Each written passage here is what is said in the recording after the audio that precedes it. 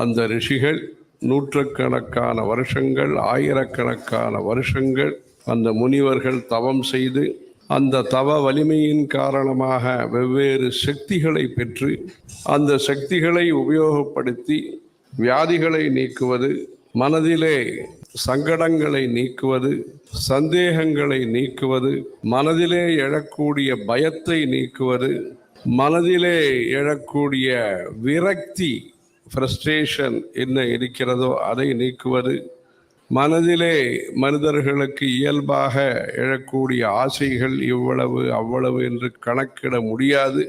எந்த சமயத்தில் எது வேணும் என்று விருப்பத்தை நாம் அளவுகோலால் கணக்கிட முடியாது.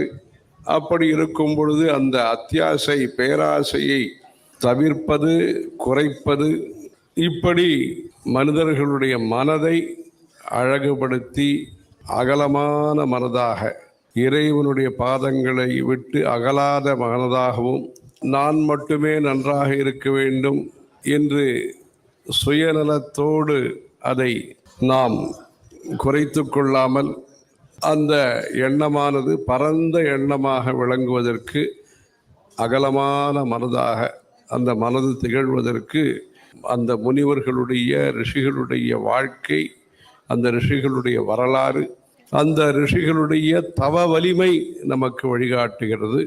வலிமை என்றால் நாம் நினைப்பது செல்வம், கட்டடங்கள், வாகனங்கள் அல்லது அதிகாரம், இவையெல்லாம் வலிமை என்று நினைக்கிறோம். அந்த வலிமை, அவையெல்லாம் வலிமை என்பதிலே சந்தேகமில்லை. ஆனாலும் எல்லா வலிமைக்கும் ஆதாரமாக எல்லா வலிமைகளும் நல்ல பணிகளுக்கே உபயோகப்பட வேண்டும் என்கிற நல்லெண்ணத்தை, அந்த அடிப்படையை அளித்தது அந்த முனிவர்களுடைய உபதேசங்கள். ஹரஹர சங்கர, ஜெய ஜெய சங்கர, ஹரஹர சங்கர, ஹரஹர சங்கர.